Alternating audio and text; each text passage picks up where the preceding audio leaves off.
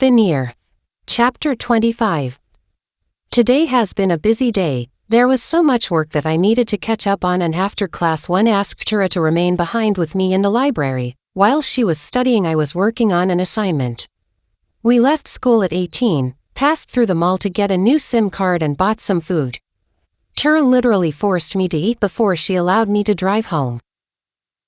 Upon reaching home, I find a note on the table from my father stating that he's gone out with Zara. It's the same story always. He and Zara are usually out these days. I don't remember the last time that we had a daughter-father moment. Maybe that's why I have reservations about talking to him about what happened to me. I am just glad that I will have a quiet evening without Zara's silly questions and Dad constantly checking on me. Heading upstairs, I change into some comfortable clothing, then I walk back into the living room, turn on the TV and lie on the couch. While trying to watch television, I manage to doze off only to be later awakened by a loud knocking on the door.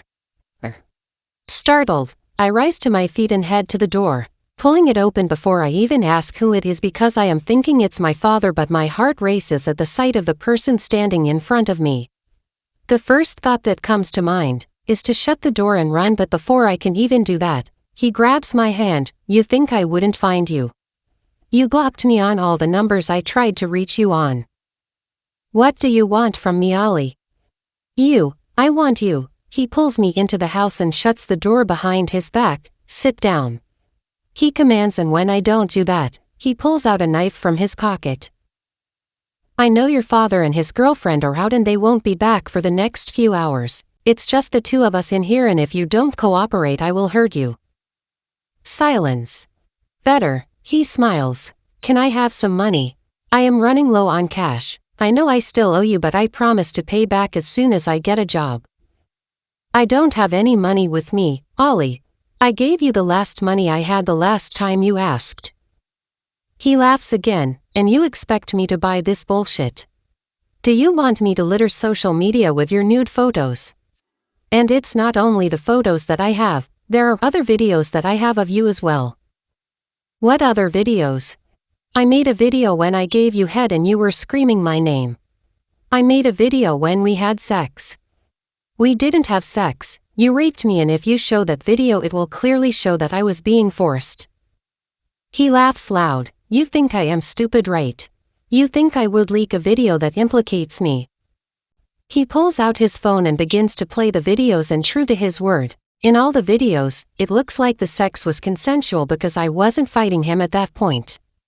The video for when he was giving me head is worse. I enjoyed every moment of it, and it shows, even if I decided to file for rape, I would lose this case. And in all the videos the parts of him are blurred, and if he leaks the videos, no one will be able to tell who the man is. "You bastard," I cry.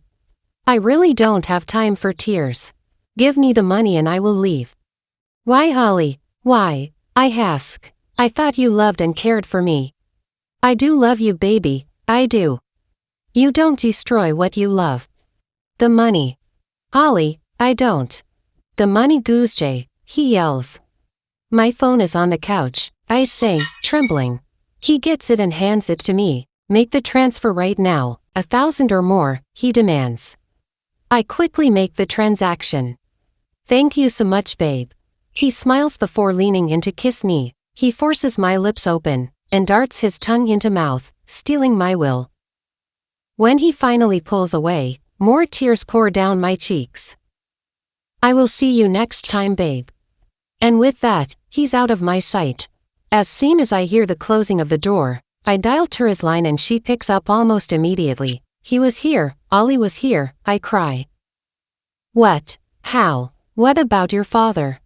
"I didn't find him. He and Zara went out. Please come over. I am scared." "I am on my way. I am getting on a cab right away," she says. I sit on the floor for what seems like forever, shaking with fear. Ollie wants to ruin my life.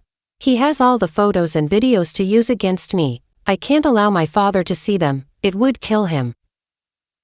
"And where do you think you are going?" asks Dad as I walk out the door, my backpack slung over my shoulder. I turn around to face him. "I am going to Goosh's place. I will be spending a night over there." And you didn't think it's important for you to inform me before leaving. Do you ever inform anyone before you leave the house? I shot back. Silence. I thought as much. Good night, Daddy. I will see you tomorrow, I say, closing the door behind my back. When I walk out of the gate, the Yolando cab I call for is already waiting for me, so I get in and he instantly starts the car. I get to Gusha's house almost an hour later, and when I walk into the house, she is sitting on the floor shaking. Gusje. I rush towards her, wrapping my hands around her. This is getting out of hand, Gusje. We need to tell your parents. Ali won't stop coming to you for money. He has videos, Tura. It's complicated. You can talk to your father about it. I know he will be mad, but he will surely understand. Please, this is getting out of hand. It's not that easy. I will be humiliated. The videos and photos will be all over social media and... Okay, if you can't tell your father, then we can go to the police station and report him. Your parents don't need to know about this. I could work with that. Okay, let me make you some tea. We will watch some movies and study. We can go to the police station tomorrow. Sure. Asterisk. The August girl. Ella B.